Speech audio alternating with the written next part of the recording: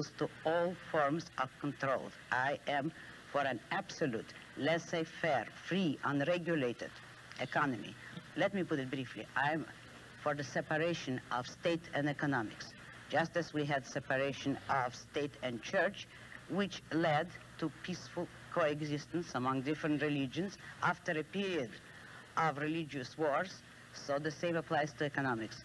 If you separate the government from economics, if you do not regulate production and trade, you will have peaceful cooperation and harmony and justice among men. Today's clip is Michael Saylor giving the keynote speech at the Atlas Society Gala in November of 2022. The Atlas Society promotes objectivism. Ayn Rand's philosophy of objectivism was set forth in such works as her novel Atlas Shrugged and in her many nonfiction essays. In this keynote address, Michael talks about how Satoshi created a portal on January 3rd, 2009, a portal from the physical realm to the digital realm. It's a fascinating speech. Michael also touches on why MicroStrategy bought Bitcoin and why it matters. Fix the money and fix the world. Enjoy this clip. With my speech, we'll come back to it at the end. There's a freedom saga in the history of the human race. What is that saga? Somebody grows up, they struggle against the collective. Life is oppressive. They can't farm, they can't live, they can't worship, they can't celebrate, they can't breathe. So what do? Well, they go over the horizon. Beyond this horizon, we travel somewhere over the hill. After that, we go to the new world. We get in a ship. If you're a Huguenot, if you're a Protestant in Catholic land, if you're a Catholic in Protestant land, if you're a second son, at some point, you're a Quaker, you get in a ship, you go to the new world. What happens after you settle the new world? Well, it gets too oppressive on the East Coast. Go west, young man. And we go west. We want to get away from too many politicians, too much government, too many well-intentioned individuals trying to help us with more laws, more government services. Well, in the 20th century, Peter and I are both aeronautical engineers. We read every science fiction writer, and the great romantic science fiction tomes from Heinlein, et cetera, were all about Earth is too crowded. We got to get off this planet. We got to go to space. Elon Musk channels this aspiration every day, but in general, we all grew up thinking that in the 70s and the 80s. Go to space. Now, the problem is, it turns out to be fairly expensive to go to space. We didn't quite make it. We figured out how to send millions of people to the new world, and we sent millions of people west, but we couldn't send millions of people to the moon or Mars or the next habitable G-type star. So where is the next frontier for those thirsting for freedom? Cyberspace. And here, I pause and I ask you to, like Steve Jobs said, think different. Thinking conventionally will get you killed. We will be martyrs, we will not be winners, right? If you want to die for your country or die for your cause, you can do that by thinking conventionally. If you want to win, you need to think unconventionally. We have to embrace new paradigms.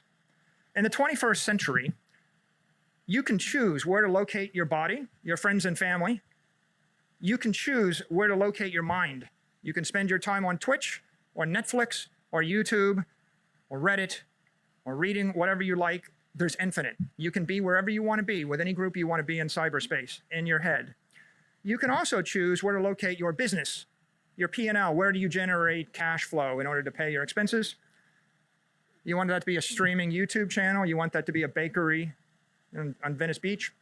You choose. There are consequences. And finally, you can choose where to place your wealth. That is, what will your bank be? How will you store your life savings? Every dime that you earn this year will be stored where? You don't have to work where you live, and you don't have to think where you live, and you don't have to store, if you live in Venezuela and you make money in pesos, or sorry, in Bolivar, or if you live in Argentina and you're making pesos, you don't have to save your pesos in an Argentine bank. You could choose to place your wealth in a different location than your business interests while your mind is in one place and your body is in another.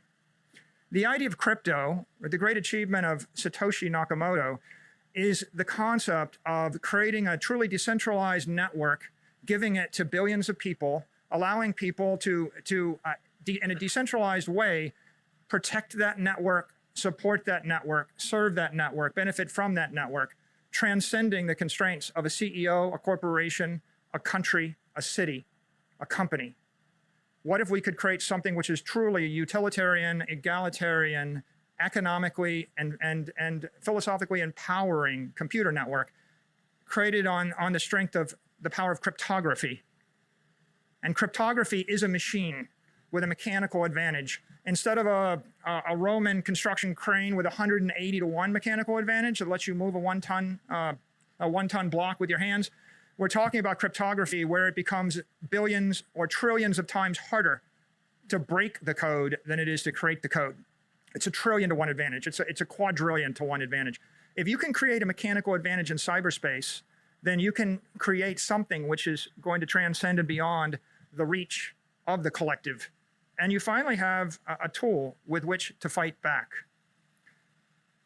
Bitcoin is a shining city in cyberspace, and you can go there once you understand it. Bitcoin and objectivism, they have a common cause. Ayn Rand in 1959 said, "I'm for the separation of the state and economics, just as we had the separation of church and state." Whereas Hayek in 1984 said, "I don't believe we shall ever have good money again before we take the thing out of the hands of the government. That is, we can't take it violently out of the hands of government. All we can do is by some sly, roundabout way introduce something that they can't stop." Clearly, both movements are thinking about separating economics from the state and from the collective. The difference is, for thousands and thousands of years, the technology for doing that was imperfect. The technology of gold to separate the power from the state doesn't work when they just shoot you and take your gold. The technology of cows or tobacco or fiat currency or buildings, they don't work that well to separate economics from the state. So although this was an ideal and aspiration, we never had the technology to realize it. January 3rd, 2009 is the singularity. That's the point at which Satoshi Nakamoto developed the technology to transfer value through space without a trusted third party. Now, people say that a lot. They say he solved the Byzantine generals problem. But if you can transfer something of value through cyberspace without a trusted third party, that means you can manifest something of value in cyberspace without a trusted third party. That means you can create and store and transfer energy in the digital realm.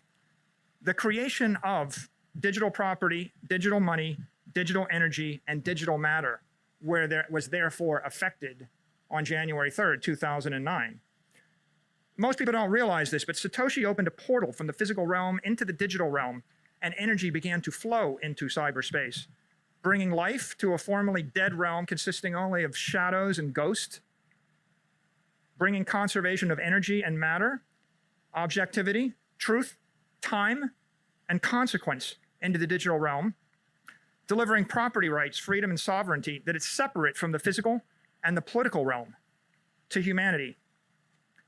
Most of the world, myself included, ignored this chain reaction for the next decade. It happened, it flickered, it burned, we ignored it, except for the OG Bitcoin cypherpunks, and they can tell you that everybody thought they were crazy. In March of 2020, the world came to a grinding halt. Suddenly, billions of people woke up to the prospect of an economic collapse, losing faith in their institutions and their governments. On August 10th, MicroStrategy, struggling with this existential crisis, adopts the Bitcoin standard. At that point, I concluded the road to serfdom is working exponentially harder for a currency growing exponentially weaker. And we saw an escape from economic slavery in the form of what we thought was digital gold. But as I've explained, it turned out to be much more than digital gold. On September 18th, after fully adopting the Bitcoin standard and after talking to some more Bitcoiners, I had this epiphany. I went to Twitter and I posted the following: Bitcoin is a swarm of cyber hornets, serving the goddess of wisdom, feeding on the fire of truth, exponentially growing ever smarter, faster, and stronger behind a wall of encrypted energy. And I think Ayn Rand would understand what I was saying. What it means is, for the first time in the human race, we have unleashed a freedom virus, a truth virus. We've unleashed a sovereignty virus, which is also a monetary virus. And as you know, and as Heinlein once said, the only way to fight a virus is with another virus. You can't take it on. You can't take it head on. Bitcoin is something special. Galt's Gulch is the Bitcoin network. Rather than removing your labor from a corrupt economy, You should remove your money from a corrupt economy. Bitcoin's a protocol to create free ideas, free economies, and free assets beyond the control of corrupt institutions. It's a fast, fair, and equitable method to settle the differences of 8 billion people. We say in the Bitcoin world, fix the money, fix the world. Success. We want to succeed? This is the end of my speech. We can talk about the struggle and the human misery, and we could talk about the reasons why and what people think about it, but ultimately, it doesn't really much matter. I don't want to be a martyr. I don't want us to die for our country. I want us to be the winners. Success requires courage, clarity, and commitment. Look, there's 20,000 cryptos. There's one that's 95% dominant, which is ethically sound, technically sound, economically sound. Bitcoin is reared in metal. It's the hardest substance in the universe. Most people don't know it. Most people are afraid of it. Never done that before. When we bought Bitcoin, we bought 250 million. No public company had ever bought any. People thought we were crazy. So then we bought another 175 million. People thought we were crazy. Then we bought 600 million more. People said, you can't stand on it. It'll destroy you. It's like standing on a bridge made of steel. And I concluded, it's the perfect engineered material to solve our problem, but people are living in fear. And how are we going to get them to not be fearful? And I was reminded of Andrew Carnegie's example. It's like build the bridge, go stand out in the middle of the bridge. You build an airplane, fly the airplane. Show people that it's not going to break. That's what MicroStrategy did. We said, well, if it's good for 100 million, it's good for $1 billion. If it's good for $1 billion, we might as well go for 4 billion. Right? And at some point, people will realize that they have more to fear by not embracing this technology than by embracing it. Right now, it's a $400 billion asset. There are $400 trillion of other assets floating around in our current fiat system. They're leaking energy, they're corrupt, they're inefficient, they're controlled by the collective. Bitcoin is 0.1% of the human race's liquid energy. 99.9% of the world doesn't get it. They're not there. That 99.9% haven't moved to Gulch. That means you're still early. So you can plug in yourself, your company, your organization, your agency, your product, your service, your family, or your ideology. I said to you at the beginning of the talk, Bitcoin's a union. The union gets more powerful as more people join. And in the war for the future of money, it's going to be won with money. As the money moves into the network, the monetary union gets more powerful. Everybody that joins the network has that much more power. And your only hope against the oppressive force of the collective is to unionize your own activities and organize your activities with people of like ideology that believe as you believe. More money, more people, more power. So in closing, Bitcoin is an economic machine based on a truth machine, poised to emerge as a freedom machine.